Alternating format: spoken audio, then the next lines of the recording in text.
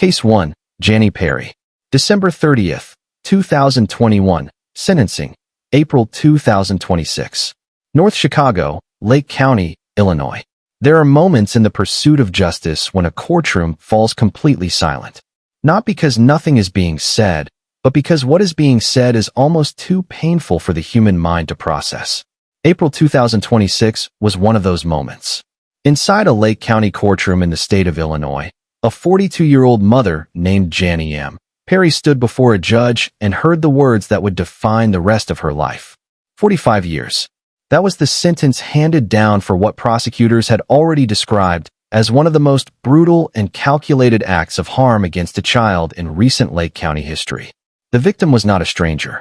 He was not someone who had wandered into danger on the streets of a troubled neighborhood. He was a 6-year-old boy named Damari Perry, and he was her son. To understand how this case arrived in a courtroom in 2026, you have to go back several years, to a family history that investigators say was already deeply troubled long before the night that changed everything. Damari Lamont Perry was born in 2015 in North Chicago, Illinois. From the very beginning of his short life, the systems that are supposed to protect children were already in motion around him.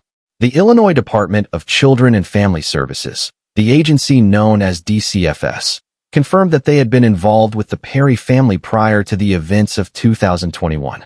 When Damari was just an infant, he was placed into the Illinois foster care system.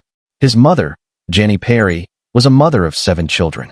But the road back to her was not smooth, and for young Damari, it was a road that ultimately led somewhere no child should ever go.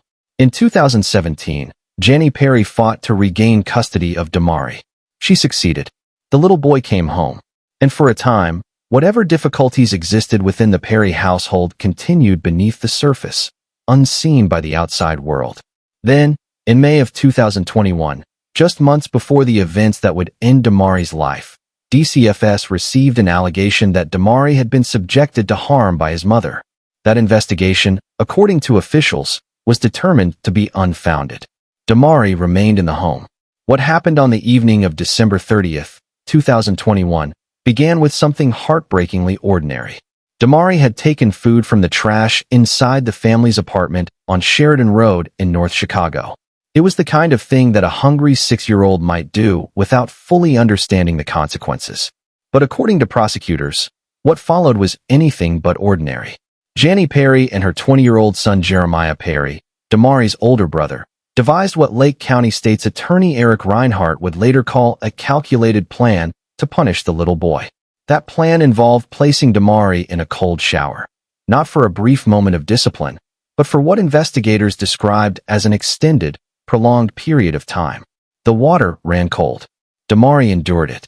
And then, according to the evidence, he became unresponsive. He vomited. He lost consciousness. The 6-year-old boy was in desperate need of medical attention. But no one in that apartment called 911. Not Janie. Not Jeremiah. Not anyone. Prosecutors stated clearly during court proceedings that the family's decision not to seek medical help for Damari was not an oversight. It was, in their words, evidence of intent. Damari was determined to have passed away inside that apartment on Sheridan Road. An autopsy later confirmed the cause, hypothermia. His small body had been subjected to a cold so severe that his internal organs were described as partially frozen. He had bruising on his body. He had an extremely cold core temperature. The medical findings were devastating. And then came what investigators described as a deliberate effort to conceal what had happened. Rather than contacting emergency services, rather than alerting anyone who might have been able to help or to hold them accountable, Janie Perry and Jeremiah Perry discussed what to do next. What they decided to do was transport Damari's remains out of the state of Illinois entirely. They drove the body of the 6-year-old boy 70 miles away, across the state line, to Gary, Indiana. There, in an abandoned house in a Gary neighborhood, they attempted to use fire to destroy the evidence of what had been done to that child. For days, Damari Perry was gone.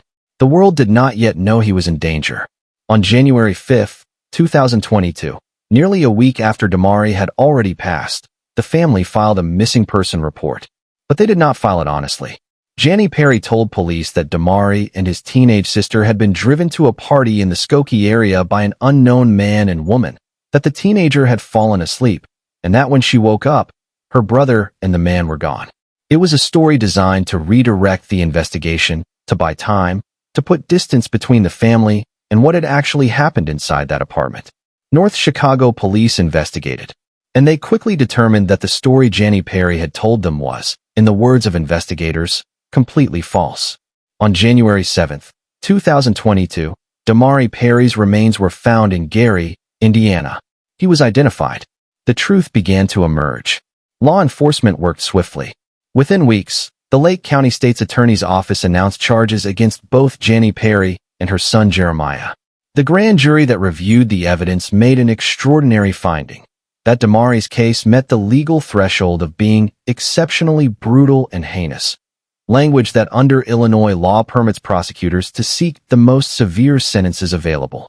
Jani Perry was originally charged with 8 counts related to the loss of Damari's life, along with additional charges including aggravated battery of a child, conspiracy, concealment of a homicidal death, endangering the life or health of a child, abuse of a corpse, failure to report the disappearance of a child under 13, and obstruction of justice.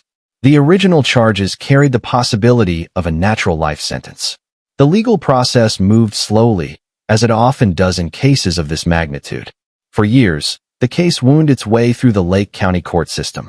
Then, in December of 2025, Jani Perry entered into a partially negotiated plea agreement. She pleaded guilty to first-degree murder. In exchange, prosecutors agreed to drop the remaining charges and cap their sentencing recommendation at 45 years, the maximum permitted under the charge she pleaded to. On April 2, 2026, more than 4 years after Damari was reported missing, Lake County Judge Christopher Lombardo sentenced Jani M. Perry to 45 years in the Illinois Department of Corrections.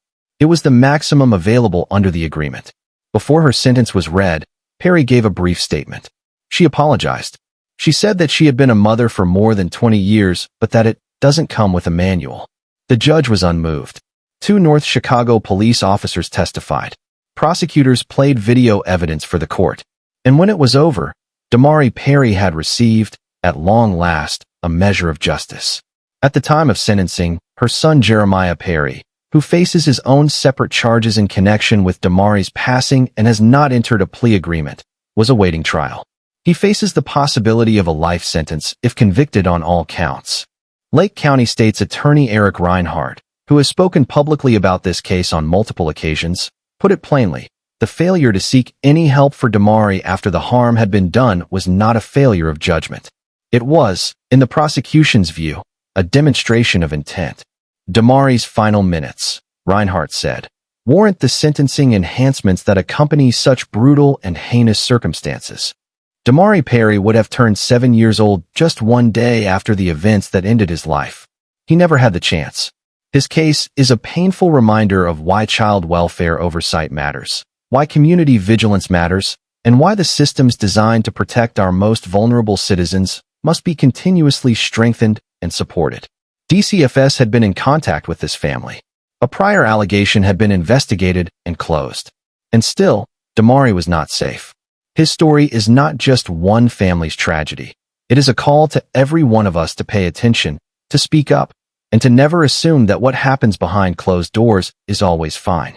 For anyone who suspects a child in their community may be in danger, the Illinois DCFS Child Abuse Hotline is available 24 hours a day, 7 days a week, at 1-800-252-2873. A single phone call can save a life. Justice was delivered, but it came too late for Damari. If this case moved you, please take a moment to like this video, leave a comment below, and hit that subscribe button so you never miss an episode of Cold Case Time. Every like and every subscriber helps us continue bringing these important stories to light.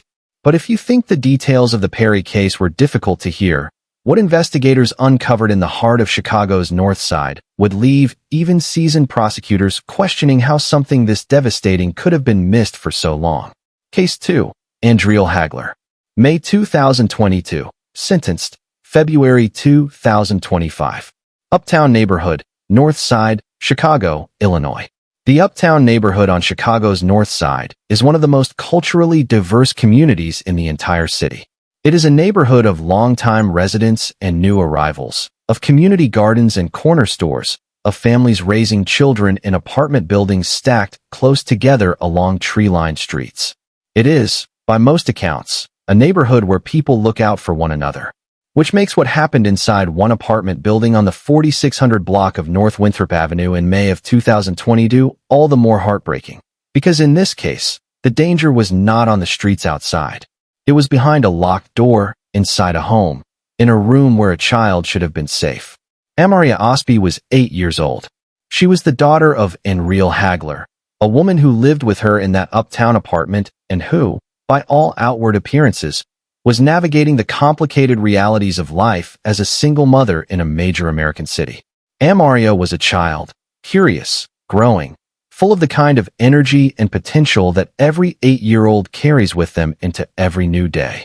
On the night that changed everything, Enreal Hagler was not in the state of mind that anyone responsible for a child should ever be in.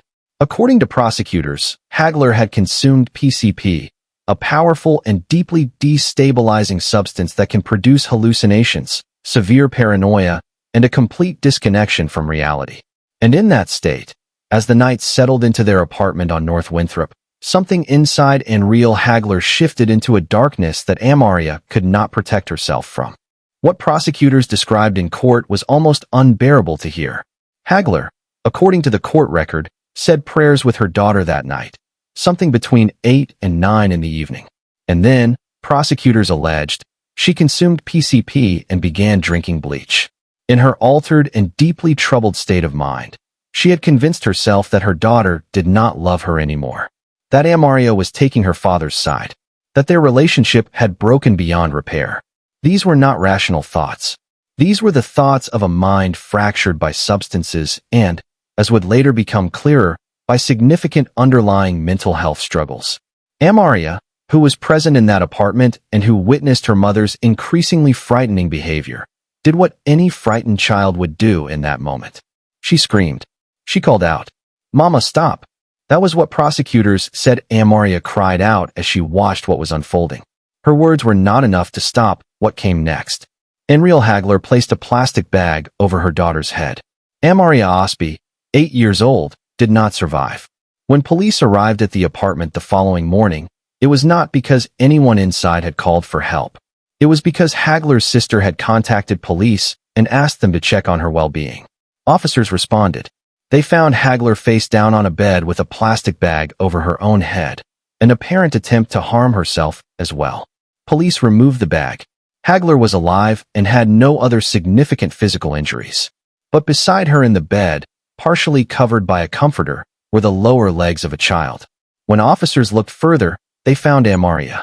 The scene in that apartment on North Winthrop was one that would stay with every first responder and investigator who entered it.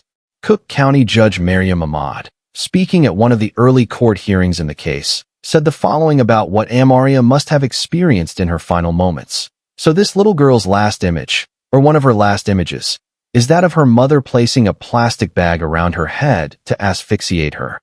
No child should endure that. No child should face that fear. And yet, Amaria faced it alone. What made this case even more devastating from an investigative and policy standpoint was the timeline that emerged in the days following Amaria's passing.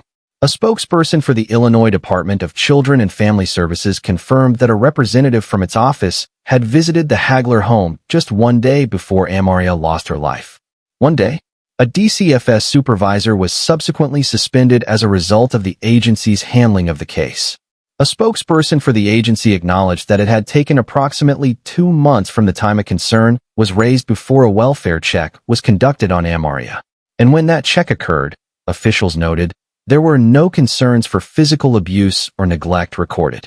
The question that lingered, and that will likely never be fully resolved, is what more could have been done, what signs could have been caught, what intervention might have changed the outcome for Amaria Osby. Enreal Hagler was arrested and charged in connection with Amaria's passing in May of 2022. The case moved through the Cook County court system over the following years. Then, on a Wednesday in February of 2025, nearly 3 years after the night Amaria lost her life, Enreal Hagler, now 41 years old, appeared before Cook County Judge Mary Brosnahan. She pleaded guilty to the murder charge. Judge Brosnahan sentenced Hagler to 28 years in the Illinois Department of Corrections. Under Illinois law, Hagler must serve 100% of that sentence. There is no possibility of early release or good time reduction. When Anriel Hagler is released from prison, she will be nearly 70 years old. Amaria Osby deserved to grow up. She deserved to become a teenager, a young woman, a person who found her own path in this world. She deserved more mornings. She deserved more chances to laugh, to learn, to love the people in her life, and to be loved in return. What happened to her on that night in Uptown was a tragedy that the justice system has now formally acknowledged with a sentence that will keep her mother incarcerated for nearly 3 decades. But justice, in cases like this one, is never truly complete. There is no sentence long enough to restore what was taken. There is no courtroom verdict that brings Amaria back. What remains is the memory of who she was, and the obligation of every one of us to ensure that the systems designed to protect children are funded, staffed, and held accountable in the ways that Amaria's case demonstrated they must be. This case also serves as a powerful reminder of the intersection of mental health, substance use, and child safety. Adults struggling with mental illness and substance dependency need access to real support, not just for their own well-being, but for the safety of the children in their care. Community resources, mental health intervention programs, and robust child welfare oversight are not luxuries. They are lifelines. If this story has affected you, we encourage you to like this video, share it with someone who needs to hear it, and subscribe to Cold Case Time for more documentary coverage of cases that matter. Your support keeps this channel going. But as difficult as the stories of Damari Perry and Amaria Osby are to hear, there are cases from the Chicago area's history that shocked the entire nation. Cases where the violence came not from the streets, not from strangers, but from a life that from the outside looked absolutely perfect. The next case still haunts the quiet suburb where it happened, more than 25 years later. Case 3, Marilyn Lemick. March 4, 1999. 28 South Loomis Street, Naperville, Illinois, DuPage County. Naperville, Illinois, sits approximately 30 miles west of downtown Chicago, in DuPage County. In the late 1990s, it was, and in many ways still is, one of the most desirable places to live in the entire state. Tree-lined streets, top-ranked public schools, safe parks where children played freely on weekends, beautiful Victorian homes with well-kept yards. It was, to virtually every outward measure, the kind of community where tragedy did not happen, where families were safe, where the word homicide felt like something that belonged to another world entirely. And yet, on the morning of March 5, 1999, a 911 call was made from a home on South Loomis Street in the heart of downtown Naperville that shattered that sense of safety permanently. The call was placed by a woman whose voice was thin and wavering. The dispatcher answered, and then came words that would be played in courtrooms, examined by psychiatrists, debated by lawmakers, and remembered by an entire community for decades to come. "I did it," the voice on the tape said. The woman who made that call was Marilyn Lemick. She was a surgical nurse. She was educated, articulate, and respected. She lived in one of the most beautiful homes in one of the most beautiful neighborhoods in the entire Chicago area. She was the mother of 3 extraordinary children: Nicholas, who was 7 years old, Emily, who was 6, and Thomas, who had just recently turned 3. The night before that call, the night of March 4, 1999, Marilyn Lemick had made a decision that would define not only the rest of her own life, but also the grief of an entire city. To understand why, you have to understand the circumstances that had been building for months inside the Lemick household. Marilyn and her husband, Dr. David Lemick, were going through one of the most painful experiences a marriage can endure, a divorce. David Lemick was a physician. The couple had built what appeared, from the outside, to be an enviable life together. But the relationship had deteriorated significantly, and in February of 1999, David Lemick moved out of the South Loomis Street home, settling into an apartment just 2 blocks away. What followed, prosecutors argued, was a descent driven by rage, jealousy, and a need for control that Marilyn could not satisfy through any other means. When she discovered that her estranged husband had begun seeing another woman, a woman named Janice Ryan, something inside Marilyn Lemick broke in a way that no amount of medication or therapy had been able to prevent. She made harassing phone calls. She left threatening notes. She drove past the home where her husband had moved and exploded in fury upon seeing a car she recognized. Prosecutors described a woman who had become so consumed by the unraveling of her marriage that she could see no way through it. On the afternoon of March 4th, Marilyn Lemick saw her friend Tammy Bottoliero. She was visibly distressed. Bottoliero later testified that she had offered to take the children for the night, to babysit Nicholas, Emily, and Thomas so that Marilyn could have time to herself. The offer was declined. That evening, Marilyn prepared a dinner of sorts for the children. Into their food, according to the forensic and medical testimony that would later be presented at trial, she dissolved antidepressant medication that had been prescribed to her. The children ate. The medication entered their systems. Then, as Naperville slept around them, Marilyn Lemick went to each child, one by one. According to the evidence presented at trial, she took Emily and Thomas first, while Nicholas was still downstairs after returning from school. She then came downstairs and brought Nicholas to her. She suffocated each of her children individually, covering their mouths, pinching their noses with her bare hands. Nicholas was found in his bed. Emily was found in her mother's bed. Thomas was found in his own room. All three children were gone before the night was out. Marilyn then attempted to take her own life. She took an overdose of medication and used a sharp instrument to wound her own wrists. She lay down in the house with her children, but she survived the night. When she regained consciousness the following morning, disoriented and still affected by the substances she had consumed, she reached for a phone and called 911. That call, with its devastating opening confession, was played for the jury during the trial that followed. Police and first responders arrived at 28 South Loomis Street to find a scene that none of them would ever forget. Naperville Police Sergeant Ray McGurry, who served as the lead investigator, later recalled that even with more than 2 decades of law enforcement experience behind him, nothing had prepared him for walking through that house.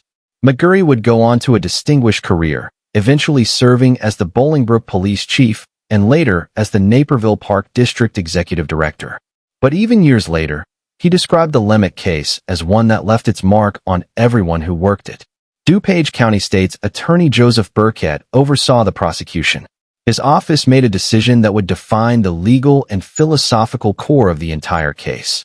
They would not pursue an insanity defense argument from the prosecution's side.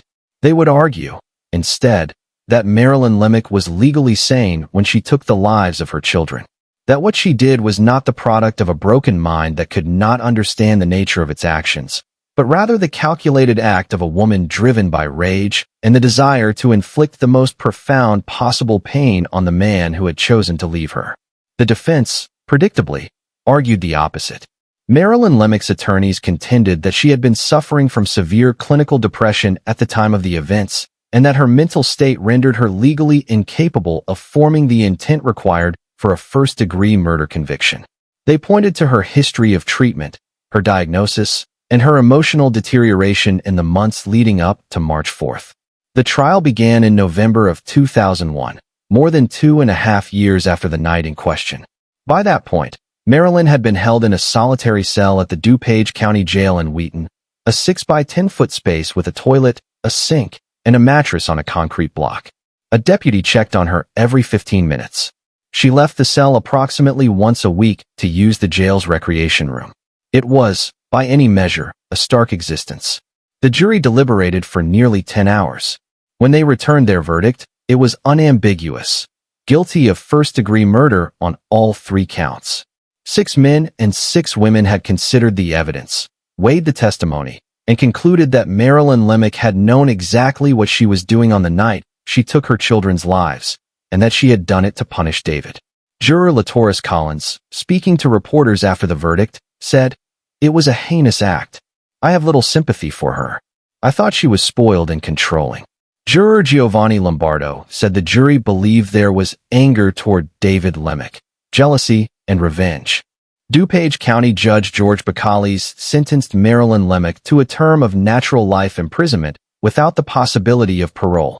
His words at sentencing were searing in their directness.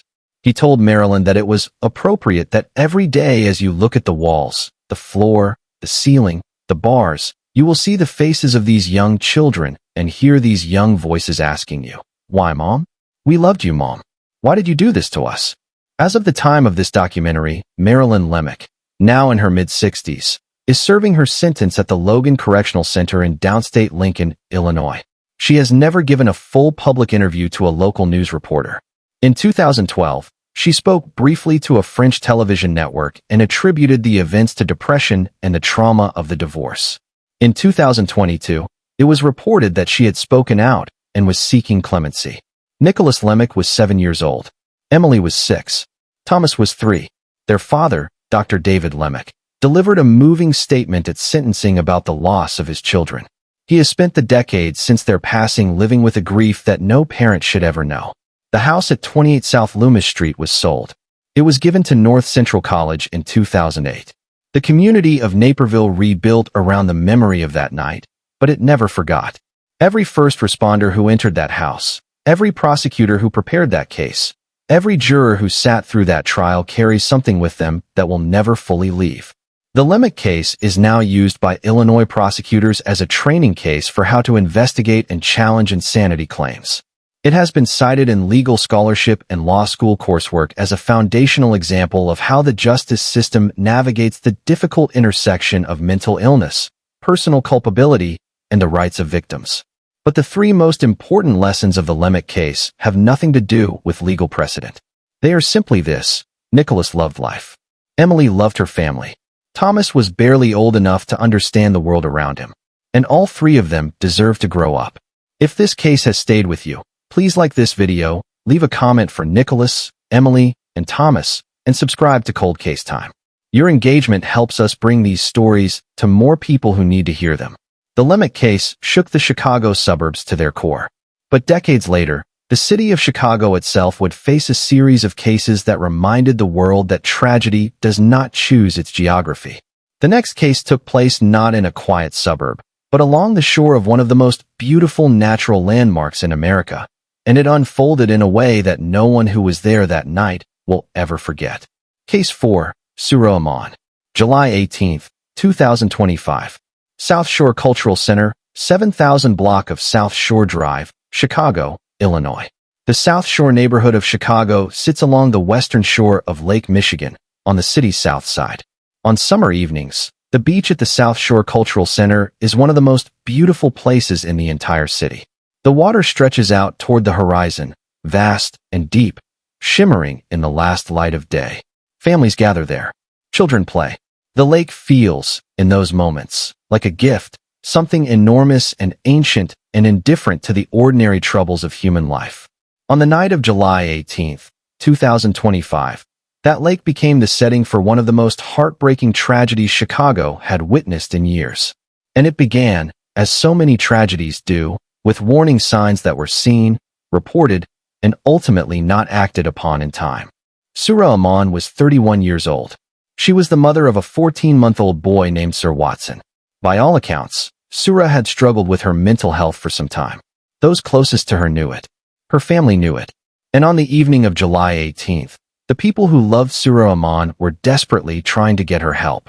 Her sisters, Claudia and Claire Aman, gave interviews to local television stations in the days following that night.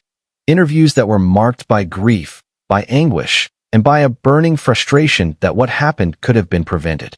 Approximately 3 hours before the tragedy at the lakefront, Claudia and Claire had placed a call to police, requesting a mental health response for their sister. They were afraid. They knew something was wrong. "We knew something bad like this would happen," Claudia Aman said. "He told us that's what triggered us calling the police to get her admitted."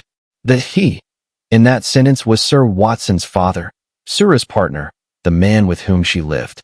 He had sent the sisters a text message expressing serious concern about Surah's mental state that evening. They acted on that concern immediately. They called for help. Police responded. But according to the sisters, the responding officers determined that because Surah was not being physically violent toward anyone, there was nothing they could legally do. She was not, at that moment, meeting the threshold for an involuntary psychiatric hold. And so, the officers left. What happened in the hours that followed would take Sir Watson from this world. The situation at the home where Surah lived had been unstable for some time before that evening. Court records and prosecutor statements reveal a complex domestic picture. Sir Watson's paternal grandmother had called police to the home multiple times to have Sura removed following arguments. On July 11th, just 1 week before the tragedy, the grandmother had been granted an order of protection against Sura. But that order had not yet been formally served when it was issued, and the grandmother had allowed Sura to continue staying at the home.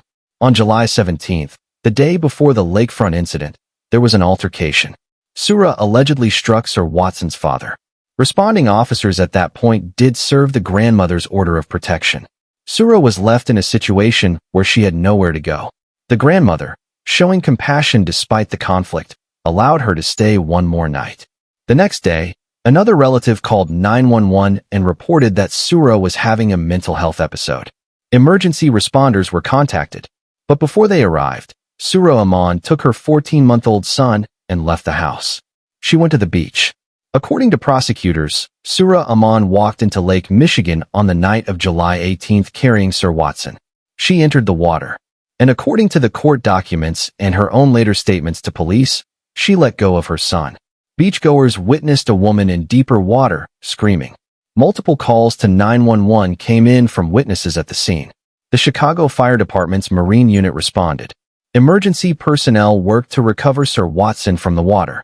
By the time first responders brought the 14-month-old boy to the shore, he showed no signs of life. He was rushed to Comer Children's Hospital. He was pronounced deceased. Sura Aman was found by police in the water. She was pulled to safety. She had cuts on her wrists, indicating that she had attempted to harm herself as well. She was taken to the University of Chicago Medical Center, where she received medical care. According to prosecutors, she told police she had wanted to die. She confessed to what had happened to Sir Watson. The Cook County Medical Examiner's Office ruled the child's passing a homicide. The cause was determined to be drowning. On Monday, July 21, 2025, Chicago police announced that Sura Aman had been charged with 2 counts related to Sir Watson's passing, 1 felony count of first-degree murder and 1 felony count of strong probability of death or injury. She did not appear at her initial detention hearing because she was still hospitalized at the time. Her attorneys were present and noted her history of mental illness and her lack of any criminal record prior to this incident. They asked for her release with conditions. Cook County Judge Susanna Ortiz denied that request. The judge found that Sura Aman represented a danger to both herself and to others in the community, and noted that she was currently in the midst of a serious mental health crisis. She ordered Sura Aman to be held pending trial. Sir Watson's father, Dion, and those who loved the little boy were left to grieve a loss that words cannot adequately describe. A 14-month-old child, barely old enough to walk, barely old enough to begin understanding the world, was gone. Sura Aman's family has consistently and publicly framed what happened as a mental health crisis that was allowed to reach its worst possible conclusion by a system that did not intervene in time. This should not have happened, Claudia Aman said. This could have all been prevented. And in the darkest way imaginable, she may be right. The mental health calls made hours before the tragedy, the previous domestic incidents, the order of protection, there were multiple moments where the course of events might have changed. This case raises urgent questions about the gaps in mental health crisis response in American cities. When a family member calls 911 because they fear their loved one is in danger of harming themselves or others, and police respond only to find that the person is not currently being violent, what tools do officers have? What options exist beyond leaving? These are not abstract policy questions. For Sir Watson, they were questions of life and passing. The case against Sura Aman continues to move through the Cook County court system. Her next court appearance was scheduled for August of 2025, with the legal proceedings expected to continue for some time. Her attorneys are expected to raise significant mental health considerations as part of her defense. But whatever the legal outcome, Sir Watson deserves to be remembered as more than a case number or a courtroom exhibit. He was a child. He was loved. He deserved the chance to grow into the person he might have become, to splash in that very lake on a summer day as a living, laughing little boy. Mental health crisis support is available 24 hours a day in the United States through the 988 Suicide and Crisis Lifeline. If you or someone you love is experiencing a mental health emergency, please call or text 988. Help is available. It is never too late to reach out. If this story has moved you, Please like this video, drop a comment in memory of Sir Watson, and subscribe to Cold Case Time. We tell these stories because they matter, and because the world needs to hear them. The tragedy of Sir Watson unfolded on a summer night in full view of the lakefront. But in the next case we examine, the harm happened in silence, behind the doors of a home on the west side of Chicago, to a child too young to speak for himself, over a period of time that left investigators profoundly shaken by what the evidence revealed. Case 5, Tamira Anderson. November 21, 2024. Charges filed. February 2025. 1500 block of South Millard Avenue, North Lawndale, Chicago, Illinois. The North Lawndale neighborhood on Chicago's west side is a community with deep roots and a long, complicated history. It is a neighborhood that has faced significant economic challenges over the decades: high unemployment, limited access to resources, and all of the strain that comes with systemic underinvestment in a community that deserves better. It is also a neighborhood of families, parents raising children, grandparents watching over grandchildren, neighbors looking out for one another in the ways that tight-knit communities always have. And it is in this neighborhood, on the 1500 block of South Millard Avenue, that a 5-month-old baby boy named Marquis Johnson Jr. lost his life in November of 2024. Marquis was barely old enough to have developed a personality. He was at the stage of life where every day brings something new, a new sound recognized, a new face responded to with a smile, a growing awareness of the world beginning to take shape in the most fundamental way. He had his whole life ahead of him. He had a father who loved him. He had a name that his family had given him with hope. What was allegedly done to Marquis Johnson Jr. by his 20-year-old mother, Tamira Anderson, is something that the medical evidence laid out with a clinical precision that made the harm done to this child impossible to deny. On November 21, 2024, Marquis was found unresponsive inside the family's home on South Millard Avenue. Emergency services were called. The infant was transported to a hospital where medical teams worked to save him. But the injuries he had sustained were far too severe. Marquis Johnson Jr. did not survive. He passed away on November 28, 1 week after he was found, from what the Cook County Medical Examiner's Office would later determine to be multiple injuries sustained as a result of child abuse. His passing was officially ruled a homicide. The medical findings in this case were among the most sobering aspects of the investigation. Marquis had sustained head trauma. He had detached retinas, the kind of injury that investigators and medical professionals associate with violent shaking. He had bruising on his small body. He had suffered an acute brain bleed, and he had gone into cardiac arrest. These were not the injuries of an accidental fall. These were not the kinds of marks that a 5-month-old sustains from ordinary life. These were injuries that told a story, and that story pointed directly to the person responsible for this child's care. What makes the case against Tamira Anderson particularly significant from an evidentiary standpoint is the testimony of the one person most intimately connected to this case who was not the victim, Marquis' father. Court documents reveal that Anderson's behavior toward their infant son had not been a secret to everyone in the household. The father, according to prosecutors, had directly witnessed Anderson engage in behavior toward Marquis that was alarming, shaking him, throwing him, roughly handling him in ways that caused the baby to scream. This was not a single isolated incident described by a traumatized witness after the fact. This was a pattern of behavior that had been observed directly. Cell phone evidence also placed Tamira Anderson at the location with Marquis at the time of the most severe injuries, according to prosecutors. The electronic record corroborated the physical evidence and the witness testimony in a way that left little ambiguity about who had been present when Marquis was harmed. Tamira Anderson was 20 years old at the time of her arrest. She had been living on the same block where her son lost his life. She had no prior criminal history. And yet the evidence assembled by investigators over the weeks following Marquis' passing was, according to prosecutors, consistent and compelling. In early February of 2025, more than 2 months after Marquis was found unresponsive, Chicago police arrested Tamira Anderson at her home on South Millard Avenue. She was charged with 1 felony count of first-degree murder and 1 felony count of causing death with strong probability of injury. She appeared in court for a detention hearing on February 8, 2025. At that hearing, Cook County prosecutors laid out the evidence against Anderson in detail. They described the injuries. They described the father's testimony. They described the cell phone evidence. They described the timeline. And they made the case that Tamira Anderson had not accidentally harmed her son, that she had, over time, engaged in a pattern of behavior that directly contributed to his passing. Anderson was ordered held in custody pending trial. The judge found that given the nature of the alleged conduct and the vulnerability of the victim, pretrial detention was appropriate. This case is still working its way through the Cook County court system. A full trial has not yet taken place as of the time of this documentary.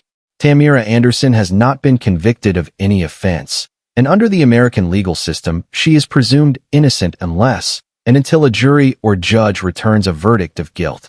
But the charges that have been filed, the evidence that has been described in open court, and the medical findings that have been officially recorded by the Cook County Medical Examiner's Office together paint a picture of what happened to Marquis Johnson Jr. And that picture is one that no one who cares about the safety of children can look at without feeling deeply disturbed. Marquis Johnson Jr. was 5 months old. He had no voice. He had no ability to call for help. He had no understanding of the concept of harm. He was entirely, completely, and unconditionally dependent on the adults in his life to keep him safe. And he was not kept safe.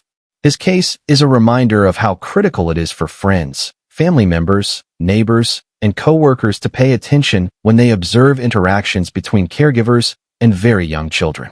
Infants cannot speak for themselves. They cannot report what is happening to them. They cannot call 911 or reach out to a teacher or confide in a friend. They have only the adults around them. And when one of those adults is the source of the danger, the only protection available to that child is someone on the outside who is willing to act. If you ever witness behavior toward an infant or young child that makes you uncomfortable, that makes you think, even for a moment, that something might not be right, please say something. The Illinois DCFS Child Abuse Hotline is available at 1-800-252-2873, 24 hours a day. A call made in doubt is infinitely better than a child not protected. Marquis Johnson Jr. deserved to grow up. He deserved to become the person his name was given to. Please like this video, leave a comment remembering Marquis, and subscribe to Cold Case Time. Every case we cover reminds us why this work matters. The case of Tamira Anderson raises haunting questions about what goes unseen in the private spaces where children are most vulnerable. But the case that follows brings a different dimension entirely, one where the person responsible for harm was not only known to the community around her, but where warning signs existed that even she herself could not fully explain, and where what investigators found at the scene of the tragedy was unlike anything Chicago had encountered in recent memory. Case 6. Marisol Vasquez. December 20th, 2024. Charges filed. January 2025. 500 block of North Springfield Avenue, East Garfield Park/Humboldt Park area, Chicago, Illinois. In the early hours of December 20th, 2024, something happened inside a home on the 500 block of North Springfield Avenue in Chicago that would send investigators, prosecutors, and mental health professionals searching for answers that may never be fully satisfying.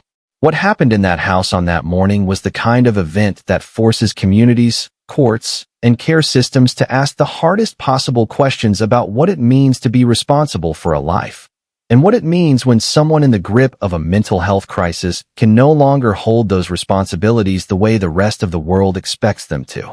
Lucia Vasquez was 21 months old. She was barely old enough to have taken her first steps, to have begun forming the sounds of language, to have started understanding the faces of the people who made up her entire world. She lived with her mother, Marisol Vasquez, in a home on North Springfield Avenue that was shared with other family members. Lucia was, by all accounts, a toddler on the edge of discovery, at that precious, irreplaceable age when everything is new and the future stretches out endlessly ahead. On the morning of December 20th, Marisol Vasquez woke her sister. What her sister witnessed in those early hours was deeply disturbing. Marisol was reportedly not wearing clothes. She was holding Lucia, and she was making statements that were disjointed, fragmented, and completely disconnected from the reality around her. She was making incoherent statements about God. According to investigators who later examined the scene and spoke with witnesses, Marisol appeared to be in the midst of a severe and acute mental health crisis. Investigators also found, upon examining the home, a bathtub filled with water and clogged with clothing. Evidence of what, exactly, was not immediately clear, but evidence that something deeply troubling had unfolded in that home. Lucia was found unresponsive. Life-saving measures were attempted immediately. First responders worked desperately. When the attempt to resuscitate her was made, water was reportedly expelled from the baby's mouth. Lucia was rushed to Mount Sinai Hospital. She did not survive. She was pronounced gone at the hospital. The Cook County Medical Examiner's Office conducted an examination and ruled Lucia Vazquez's passing a homicide. The primary cause was determined to be asphyxia, a finding that pointed directly to what Marisol had allegedly done to her daughter. When detectives began speaking with Marisol Vazquez in the aftermath of Lucia's passing, what she told them was among the most chilling and heartbreaking collection of statements in recent Chicago true crime history. Not chilling because they were boastful or cold. Chilling because they revealed a mind operating in a completely different reality. A reality shaped by voices that others could not hear, by fears that were both terrifyingly vivid to Marisol and completely absent from the world as it actually existed. Marisol told investigators that she was trapped by electronics. She said that everyone in the house had been victimized. She told them, "We had to go in the water. We had to be with nature." And when prosecutors later read her statements to the court during her detention hearing, the room sat in the kind of silence that only comes when people are confronting something they do not know how to categorize. Marisol Vazquez told police and family members that there were voices in her head. She told them the devil had instructed her to take her daughter's life, that the devil was going to take Lucia anyway, that it was better for her to go quickly, that what she had done was, in Marisol's fractured perception of events, an act of protection. She told investigators that the voices in her head had instructed her to grab a blanket, and that it was the fastest and least painful way for the victim to go to heaven. Prosecutors also noted that Marisol had shown signs of suicidal ideation following the events. She had reportedly attempted to drown herself, but could not go through with it. She had then begun to harm herself physically. Following Lucia's passing, Marisol was taken to a hospital for a psychiatric evaluation. When she was subsequently charged and appeared in court, the proceedings were marked by the extraordinary weight of what the judge, the prosecutors, and the defense attorneys were all grappling with. A woman with no prior criminal history, no record of previous violence, but a set of deeply troubling mental health circumstances that had apparently not been identified or treated in time to prevent what happened. Marisol Vazquez, 37 years old, was charged on January 3, 2025, with one felony count of first-degree murder. She appeared before Cook County Judge Susana Ortiz, the same judge who would later oversee the Sura Aman case, for her detention hearing on January 4, 2025. At that hearing, Marisol admitted to what she had done, repeating the claims about voices and the devil to the court. The judge cited significant mental health issues and Marisol's apparent inability to control her impulses. She also ordered that Marisol should not have access to dangerous household items. Marisol was ordered detained and was set to return to court on January 7. Her public defender, in making the case for release with conditions, pointed out that Marisol had no criminal history and that what had occurred appeared to be a mental health event rather than a calculated act of violence. The judge disagreed with the request for release, but the public defender's framing points to one of the most difficult questions that cases like this one always raise. How does a justice system built around individual culpability handle cases where the individual may have been operating entirely outside the bounds of rational thought? That question will be for the courts to answer in the months and years ahead as the case against Marisol Vazquez continues. As of the time of this documentary, the legal proceedings are ongoing. Lucia Vazquez was 21 months old. She had barely begun. Her whole life, the person she was going to become, the things she was going to love, the people she was going to touch, was still waiting ahead of her. That future was taken from her on a December morning in a home that should have been the safest place in her world. To every member of the community who has someone in their life who is struggling with mental health, who is saying things that don't make sense, who is behaving in ways that feel frightening, who seems to have lost contact with the world as you both know it, please do not wait. Please reach out. Please call for help. The 988 Suicide and Crisis Lifeline is available by call or text around the clock. There are also mental health crisis mobile teams available in Chicago and across Illinois that can respond to mental health emergencies with trained professionals rather than police. Lucia deserved more mornings. She deserved more days. If this story has moved you, please like this video, subscribe to Cold Case Time, and share this documentary with someone who needs to see it. Awareness is the first step toward change. The cases we have covered so far have confronted us with the intersection of trauma, substance use, mental health, and the devastating vulnerability of very young children. But the next case takes us back in time, to a suburb of Chicago where, in the year 2010, a mother made a decision so beyond the bounds of rational understanding that a court of law ultimately determined she could not be held criminally responsible in the traditional sense. What happened in Bloomingdale, Illinois, has never fully left the community or the legal system that was forced to reckon with it. Case 7. Marcy Weber. November 2010. Bloomingdale, Illinois, DuPage County. There are cases within the true crime documentary tradition that challenge viewers in a particular and uncomfortable way, not because the facts are in dispute, not because the identity of the person responsible is unknown, but because the mental state of the individual who caused harm was so profoundly removed from reality at the time of the events that the justice system itself was left struggling to find the right framework to apply. The case of Marcy Weber is one of those cases. Marcy Weber was, in the year 2010, a woman who had traveled a difficult road. She had roots in Woodstock, Illinois, a small community in the northern part of the state. By the time the events that define this case took place, she was living with her 4-year-old daughter, Magdalene, known to everyone who loved her as Maggie, in a family member's home in the DuPage County suburb of Bloomingdale. Marcy and Maggie had previously lived in New York. They had moved to Bloomingdale just weeks before the tragedy. Maggie Weber was 4 years old. She was, by all accounts, a small, bright, precious child. She had a name full of grace and a family that loved her. In November of 2010, police responded to the Bloomingdale home where Marcy and Maggie were staying. What they found inside a bathroom of that home was something that would shock even the most experienced law enforcement professionals in DuPage County. Maggie's body was found in the bathtub. She had been subjected to catastrophic harm. According to prosecutors, Marcy Weber had sedated her daughter before using a 4-inch knife to cut the child's throat. Investigators believed it was possible that Maggie had regained consciousness during the attack, a detail that added a layer of anguish to an already unbearable set of facts. But what investigators found on the walls of that bathroom was something that no crime scene report adequately prepares you to hear. Using her daughter's blood, Marcy Weber had written words on the walls. Divine mercy, Satan, evil. These were not the writings of a person in contact with reality. These were the expressions of a mind operating in a dimension far removed from the world that everyone else around her inhabited. Marcy Weber, investigators learned, had turned the knife on herself after Maggie passed. She slashed her own throat and her own wrists repeatedly, apparently in an effort to end her own life. She survived. She was found alive and was taken into custody. When investigators and mental health professionals began working to understand what had happened, what could possibly explain the events in that Bloomingdale bathroom? Marcy Weber's explanation was consistent, specific, and entirely delusional.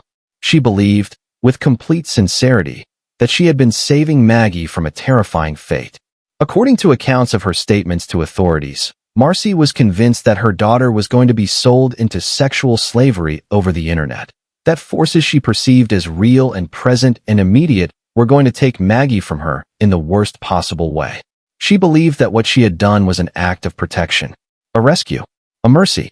These beliefs were not strategic. They were not a performance designed to secure a favorable legal outcome. They were, by the assessment of multiple mental health professionals who evaluated Marcy Weber, the manifestations of a profound psychotic break, a complete disconnection from shared reality that was, in the clinical view of those professionals, consistent with serious mental illness.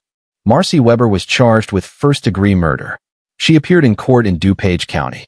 Her legal team pursued a defense of not guilty by reason of insanity. And in 2012, approximately 2 years after the events in Bloomingdale, a judge agreed with that defense and found Marcy Weber not guilty by reason of insanity in the passing of her daughter. It is important to understand what that verdict means and does not mean. A finding of not guilty by reason of insanity is not an acquittal in the conventional sense. It is not a determination that the person did not commit the act in question. It is a determination that the person, at the time of committing the act, was so mentally ill that they could not understand the nature of what they were doing or that it was wrong. Under Illinois law, such a finding typically results in commitment to a state psychiatric facility rather than imprisonment. Marcy Weber was committed to a state mental institution following the verdict. She began seeking her release as early as 2014. Over the following years, her case wound its way through a series of hearings at which the question of her fitness for release was considered and reconsidered. During an August 2017 hearing, psychiatrist Dr. Richard Malice testified that in his professional opinion, Weber was still experiencing psychosis. The DuPage County case went on for years. In 2019, it was reported that Marcy Weber had been conditionally released from the mental health institution and was living in the Chicago suburb of Glen Ellen. The conditions of her release were strict. She was required to register as both a murderer and a violent offender against youth. She was prohibited from having contact with anyone under the age of 17 without direct supervision. She was required to abstain from drugs and alcohol. Any violation of those conditions would result in her return to a state mental facility. The case of Marcy Weber does not offer the clean narrative arc of justice delivered that characterizes some of the other cases in this documentary. There is no decades-long prison sentence to point to as evidence of accountability. There is no verdict of guilty that carries with it the full moral weight of the justice system's condemnation. There is only a finding that something catastrophic happened, that a little girl named Maggie did not survive it, and that the person who was responsible was operating so far outside the bounds of rational thought that the law could not hold her accountable in the way it holds most people accountable. What this case leaves behind is not a sense of resolution. It is, instead, a profound and urgent reminder of the importance of mental health treatment, psychiatric monitoring, and early intervention for people who are experiencing psychotic episodes. Marcy Weber's condition, whatever it was, and whatever combination of factors produced it, was not properly identified or treated before it reached its catastrophic conclusion. Maggie paid the price for that failure. Maggie Weber was 4 years old. She loved her mother. She had no idea what was coming. That image, a 4-year-old girl who trusted the person who was supposed to protect her most, is the one that should stay with us from this case. Not the headlines. Not the legal proceedings. Just Maggie. If this case has affected you, please like this video, leave a comment, and subscribe to Cold Case Time. These stories are told so that children like Maggie are never forgotten. The Weber case forces us to grapple with the limits of what the justice system can do when the mind responsible for a tragedy was not, at the time of the tragedy, operating in the same world as the rest of us. But the next case is different. It is more recent. It involves a child so young, so newly arrived in this world, that his story is one of the most heartbreaking we have yet to cover. And it happened not in a suburb, but in the heart of Chicago's South Side, on an October morning in 2025. Case 8, Andrea Thomas. October 7th, 2025. 2300 block of East 70th Place, South Shore neighborhood, Chicago, Illinois. The South Shore neighborhood of Chicago is, in many ways, a community defined by its relationship with the lake and with the long, complicated history of the city itself. It is a neighborhood where generations of families have put down roots, where the architecture of older buildings tells the story of decades of change, and where, in the early hours of an October morning in 2025, something happened inside a home on East 70th Place that would prompt an immediate police investigation and the arrest of a 31-year-old woman named Andrea Thomas. What makes the case of Andrea Thomas particularly resonant within the context of this documentary is the age of the victim. Ryan Moulton was 2 months old. Not 2 years. Not 2 months and some number of weeks. 2 months. He had been in this world for approximately 60 days. He had not yet had the chance to do much of anything. To crawl, to sit up, to reach for something that caught his eye, to smile back at someone who smiled at him. He was at the very beginning of what should have been a long and full life. On the morning of October 7th, 2025, emergency services were called to the 2300 block of East 70th Place in South Shore. A 2-month-old boy had been found unresponsive inside a home at that address. First responders arrived and found Ryan Moulton in a condition that required immediate medical intervention. He was transported to a hospital as quickly as possible. Ryan Moulton did not survive. Chicago police launched an investigation. Andrea Thomas, 31 years old, was at the home on East 70th Place at the time of the emergency response. She was taken into custody the same morning, October 7th, at approximately 10:34 in the morning, according to police records. Following the investigation, Andrea Thomas was charged with one felony count of child endangerment causing a child's death. Under Illinois law, that charge, formally designated as causing a child's endangerment resulting in death, is classified as a Class 3 felony when the endangering conduct leads to the child's passing. The charge carries a sentencing range of between 2 and 10 years in the Illinois Department of Corrections upon conviction. Thomas was scheduled to appear in court on Friday, October 10, 2025. At the time of the charge, Chicago police did not release detailed information about the specific nature of the alleged endangerment or about the exact relationship between Andrea Thomas and Ryan Moulton.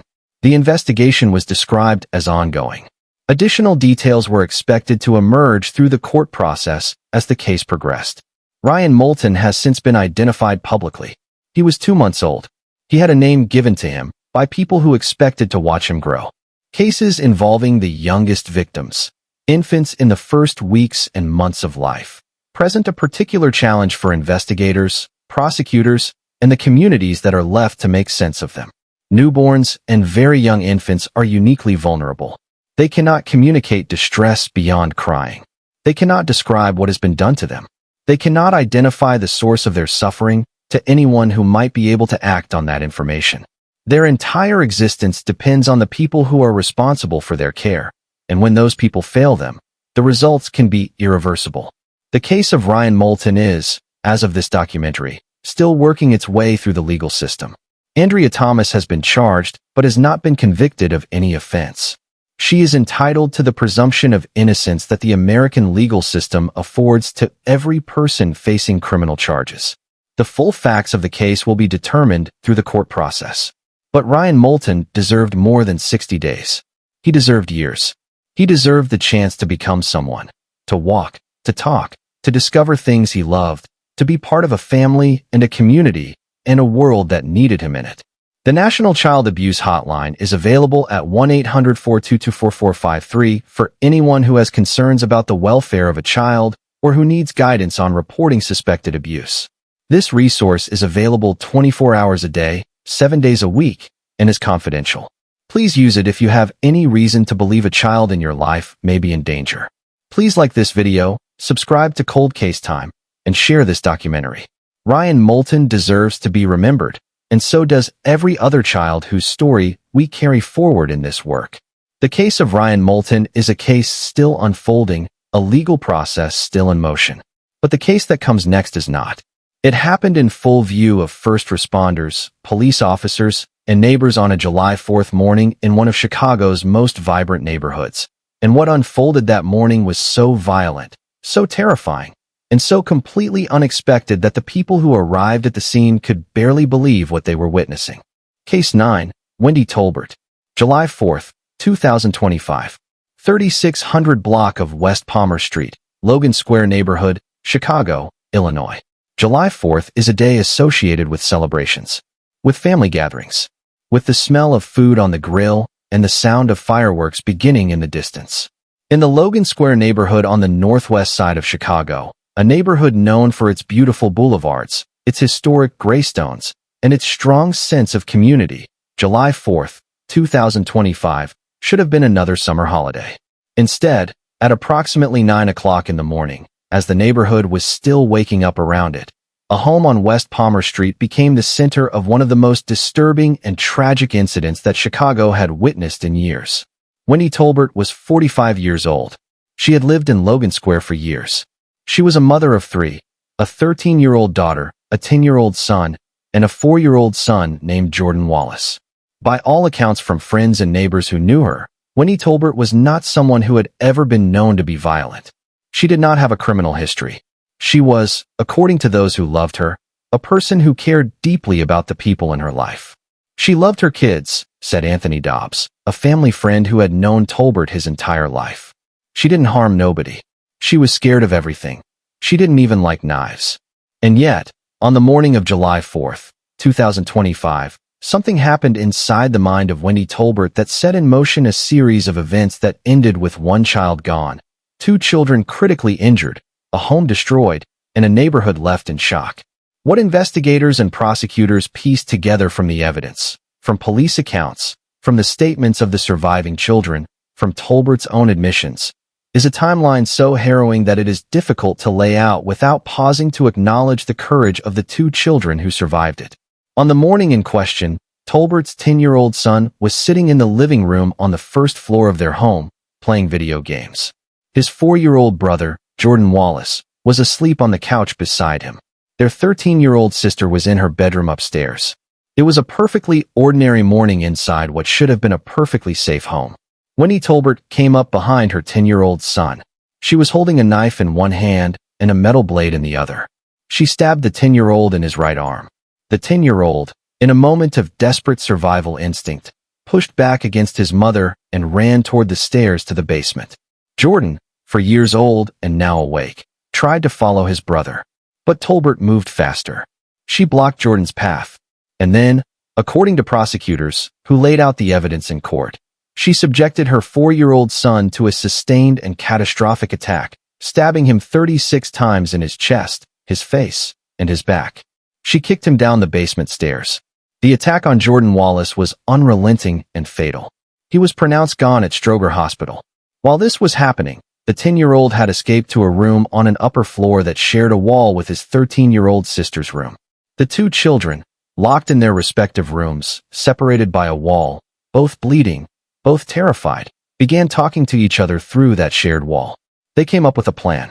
At 9:01 in the morning, the 13-year-old called 911. She told the dispatcher that her mother was trying to take her life. Less than a minute later, she called again. And then, following the escape plan the two siblings had devised together, they agreed to open their doors at the same time. The moment the 13-year-old opened her door, Wendy Tolbert was waiting. She stabbed her daughter multiple times, in her face, her chest, and her back. The 13-year-old collapsed. She was in critical condition by the time first responders arrived. Chicago police reached the scene at approximately 9:20 in the morning, less than 20 minutes after the first 911 call. Officers moved through the gangway of the property. They could hear the 10-year-old crying for help from an open basement window. They looked up at the building and saw smoke beginning to emerge. Inside the home, Wendy Tolbert was standing with a knife in one hand and a burning paper towel in the other. Tolbert had set her home on fire. According to prosecutors, she had used lighter fluid and rubbing alcohol to ignite 3 separate fires in different areas of the building. As police worked to take Tolbert into custody, she was covered in blood. Firefighters from the Chicago Fire Department arrived to battle a 2-alarm blaze that quickly spread to the neighboring home, causing its roof to collapse. 2 residents of the neighboring home were treated for smoke inhalation. 3 Chicago police officers who entered the burning building to rescue the children were also hospitalized, all in fair condition.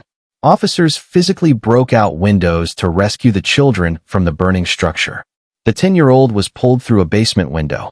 The 13-year-old was found unresponsive and pulled through another window. Jordan Wallace, for years old, was also recovered from the building. He was rushed to Stroger Hospital, where he was pronounced gone. When police questioned Wendy Tolbert, who had been taken to Community First Medical Center for a psychiatric evaluation following her arrest, she told them why she had done what she did. Her children were possessed by the devil. That was her explanation. That was the reality that Wendy Tolbert had been living in on the morning of July 4th, 2025. In court, the picture that emerged was of a woman who had been struggling with her mental health in ways that may not have been fully visible to everyone around her. Prosecutors revealed in subsequent reporting that Tolbert had been diagnosed with schizophrenia, a serious mental health condition characterized, in some presentations, by exactly the kind of break from shared reality that her actions and statements that morning appeared to reflect. She also had cancer. Her ex-husband, Dion Wallace, Jordan's father, told reporters that Tolbert had never spoken to him about her diagnoses. He said he had seen nothing out of the ordinary in his visits with the children. She never said that she was struggling with her thoughts or anything, he said.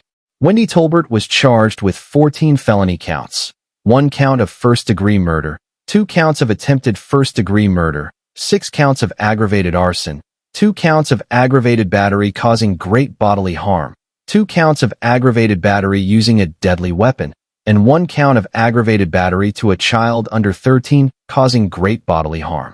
Cook County Judge James Murphy ordered Tolbert held until trial. The judge described Tolbert's conduct as predatory and violent behavior and called her a danger to herself and others. As of the time of this documentary, Winnie Tolbert's case has not yet gone to trial. Given her diagnosed mental health conditions, the legal proceedings in this case are likely to be complex and extended. A court-ordered mental health evaluation was approved at the time of her detention hearing. Jordan Wallace was 4 years old. His father, Dion, told reporters through tears that his son was special from the moment he was born. "I felt he was special from the start," he said, "but I knew God was shining on me." Dion Wallace said that despite the grief and the rage that any father would feel in those circumstances, he did not hate Winnie Tolbert. He hoped her case would help people have more empathy toward those living with mental illness.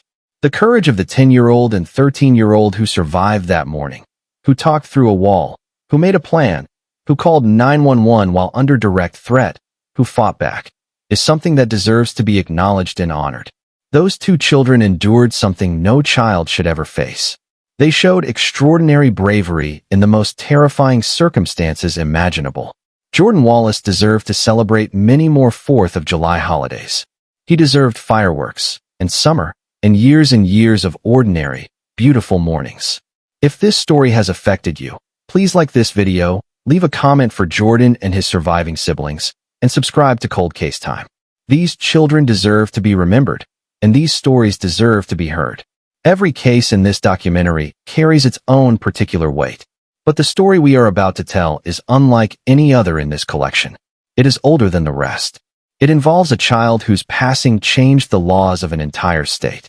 It sparked national debate about the child welfare system, about parental rights, about the safety of children, and about the cost of the decisions that courts and caseworkers make when those decisions involve lives. And it ends, in a certain sense, not with justice, but with more grief. This is the final case. And it is, in many ways, the one that started everything. Case 10, Amanda Wallace. April 19, 1993. Chicago's West Side, Illinois. There are cases in American legal history that do more than end with a verdict. There are cases that become catalysts, cases that force systems to look at themselves with unflinching honesty and to ask whether the people they are supposed to protect are actually being protected. The case of Joseph Wallace is one of those cases. And at the center of it, as the cause of one of the most profound policy transformations in Illinois child welfare history, as the subject of national headlines and legal scholarship, as a mother, a victim, a person failed by every system that touched her life, is Amanda Lynn Wallace. Amanda Wallace was born on July 24, 1965, in Chicago. From the earliest years of her life, she was not surrounded by stability or safety. She experienced childhood trauma and abuse. She developed serious mental health conditions that were documented, diagnosed, and treated, and then undertreated, mismanaged, and ultimately allowed to reach their worst possible expression. Her psychiatric history, which investigators and lawyers and journalists would later excavate in exhaustive detail, included multiple hospitalizations. It included documented suicide attempts of a particularly desperate and self-destructive nature, swallowing batteries, drinking household chemicals. It included threats made against her children. And it included the repeated, documented, formal professional opinion of her own treating psychiatrist, who stated clearly and on the record that Amanda Wallace should never have custody of her children. Not this child, not any child. The risk was too great. The stability was not there. That opinion was formally recorded. It was known, and it was overruled. Joseph Wayne Wallace was born on July 29, 1989. He was Amanda's son, a small, brown-eyed boy who came into the world carrying no responsibility for the chaos around him, no awareness of the battles being fought over his future, no understanding of the systems that were simultaneously trying to protect him and, by their own failures, putting him at risk. Joseph spent parts of his early childhood in the Illinois foster care system. He had been removed from Amanda's custody due to abuse allegations. He had been placed with a foster family who loved him and cared for him and who, by all accounts, provided the kind of stability and consistency that Joseph needed. He had a brother, Joshua, who was approximately 2 years younger, and they were often cared for together. In January of 1993, a Cook County juvenile court judge made a decision that would haunt the Illinois child welfare system for decades. The judge approved the reunification of Joseph Wallace with his mother, Amanda, returning the child to her custody despite the formal, documented recommendation of her own psychiatrist that she should not have custody of any child. A DCFS Division of Child Protection report had explicitly warned that reunification could result in Joseph's passing or serious harm. Foster parents had raised concerns about injuries observed on the child during unsupervised visits. DCFS caseworker Richard Higgins, a 19-year veteran of the system, had endorsed the reunification without ensuring that all of the case documentation had been fully reviewed. Joseph Wallace came home to his mother on February 16, 1993. He had approximately 2 months left to live. The weeks that followed were marked by signs that the reunification was not going well. On the evening of April 18th, Amanda Wallace took Joseph and his younger brother Joshua to her sister's home on Chicago's South Side for a visit. The family watched a movie together. At one point during the visit, Joseph's grandmother playfully tweaked the little boy's cheek in affection. Joseph cried. Amanda Wallace's response to her son's tears was not comfort. It was rage. She turned on Joseph and said, according to witnesses, "I'm going to get you."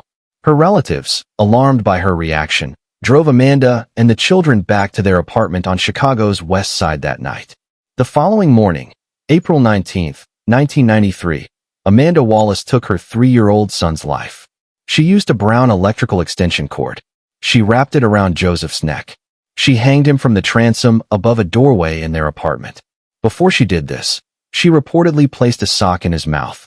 According to the accounts that were later reconstructed through the investigation and the trial that followed, Amanda waved goodbye to her son. Joshua Wallace, approximately 1 year old, was also present in the apartment. A neighbor eventually made contact with the building and discovered what had happened. Emergency services were called. Joseph Wallace was found. He was 3 years old. The immediate aftermath of Joseph's passing was explosive in its public and political dimensions. The Chicago Tribune broke the story and pursued it with extraordinary intensity, publishing reporting that laid bare, in detail, the failures of the DCFS system that had allowed this reunification to happen over documented objections from professionals who knew Amanda Wallace's history. Governor Jim Edgar, responding to the public outrage, dismissed 3 DCFS employees involved in the case on July 23, 1993, just 3 months after Joseph passed, amid accusations of negligence in monitoring Amanda's mental health and compliance with court requirements. The legislature moved quickly as well. The Illinois General Assembly amended the state's juvenile welfare laws later in 1993 to formally prioritize the safety of the child over parental reunification in cases where documented risk factors were present. The number of judges handling juvenile cases in Cook County was doubled. The entire philosophical framework governing how the state balanced parental rights against child safety was formally, legally, and publicly shifted in the direction of protecting children first. Joseph Wallace did not die in vain. His passing changed the law. But that is cold comfort for the 3-year-old boy who deserved to grow up. Amanda Wallace was charged with first-degree murder.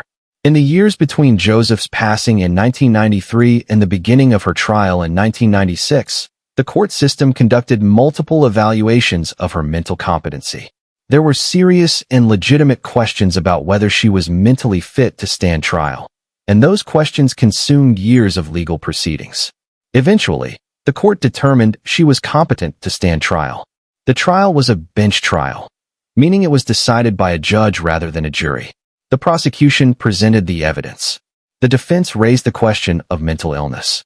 In June of 1996, Amanda Wallace was convicted of first-degree murder. The prosecution sought a death sentence. The judge, weighing the case and the evidence of Amanda's severe and lifelong mental illness, declined to impose it. He sentenced Amanda to life in prison without the possibility of parole. His words at sentencing were remarkable for their honesty. He said that execution would likely be, in some sense, a mercy for a woman who had suffered as profoundly as Amanda Wallace had suffered throughout her life, but that he did not believe it was warranted under the circumstances. Amanda Wallace began serving her sentence. 1 year later, on August 3, 1997, she used a torn piece of her prison robe to strangle herself in her cell. She was taken off life support on August 2 and died on August 3. She was 32 years old. The case of Amanda Wallace and Joseph Wallace is, at every level, a tragedy layered within a tragedy. A child failed by a system that returned him to danger despite explicit warnings. A mother who was failed by the same system that failed to properly treat her devastating mental illness, and who, despite being responsible for the loss of her child, was herself a person whose life had been shaped by profound trauma, abuse, and neglect from the very beginning. This case does not have a clean resolution. It does not end with a perpetrator behind bars for a fixed number of years and a community at peace with the outcome. It ends with Joseph gone, Amanda gone, and a set of laws and policies permanently changed in the state of Illinois because of what happened in that apartment on Chicago's West Side on April 19, 1993. What Joseph Wallace's case gave to every child in Illinois who came after him is a legal framework better designed to protect them, to ensure that the kind of reunification decision that ended his life would be harder to make, more scrutinized, more accountable. That is his legacy. It is a legacy he never asked for and never had the chance to choose. But it is real, and it has, in the years since his passing, almost certainly saved lives. Joseph Wayne Wallace would have celebrated his 34th birthday in July of 2023. He never got there. There are resources available for families who are navigating the child welfare system and who are concerned about the safety of a child in their care or in the care of others. The Child Help National Child Abuse Hotline, available at 1-800-422-4453, provides crisis intervention, information, and referrals to emergency, social service, and support resources. Every call is confidential. Every call is important. Joseph deserved more than 3 years. He deserved decades. He deserved to be a child in the full sense of that word, safe, loved, and protected by the people and the systems whose only job was to make sure he was okay. If this final case has moved you, please leave a comment for Joseph Wallace below. Please like this video, and if you haven't already, hit that subscribe button on the Cold Case Time channel. These stories, every one of them, exist because the victims deserve to be more than a headline. They deserve to be remembered, named, and honored. Thank you for watching. 10 cases. 10 children who deserve more.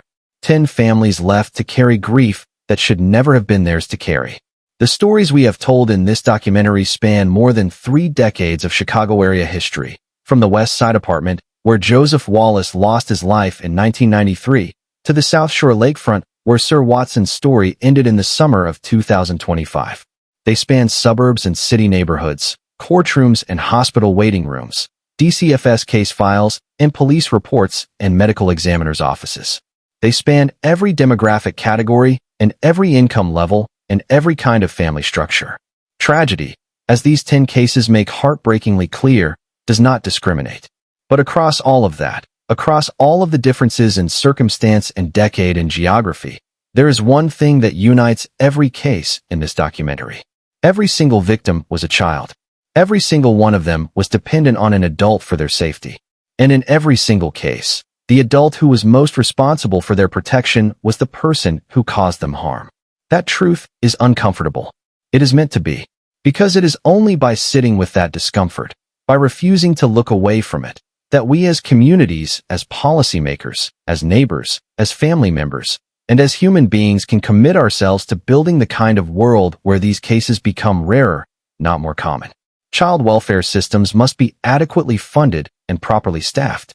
Mental health resources must be accessible to every person who needs them, regardless of income. Communities must be empowered to recognize warning signs and to report them without fear of being wrong. Courts must weigh child safety with the gravity it deserves. And every one of us must be willing to make a phone call, to knock on a door, to ask the uncomfortable question when something tells us that a child may not be safe. The children whose stories have been told here, Damari Perry, Maria Osby, Nicholas and Emily and Thomas Lemick, Sir Watson, Marquis Johnson Jr., Lucia Vasquez, Maggie Weber, Ryan Moulton, Jordan Wallace, and Joseph Wallace deserve to be more than cautionary tales. They deserve to be remembered as the individuals they were. Small people full of potential, full of love, full of the ordinary and extraordinary possibilities of a life that had barely begun. Remember their names. Tell their stories. And never stop fighting for the children who are still here and who need us to be better for them. The National Child Abuse Hotline, 1-800-422-4453. The Illinois DCFS Child Abuse Hotline, 1-800-252-2873. The 988 Suicide and Crisis Lifeline. Call or text 988. Thank you for watching Cold Case Time. If this documentary has meant something to you, please like the video, leave a comment, hit that subscribe button, and share this with someone who needs to hear these stories. We will keep telling them for as long as they need to be told. Until next time, stay safe, stay aware, and take care of the children in your world.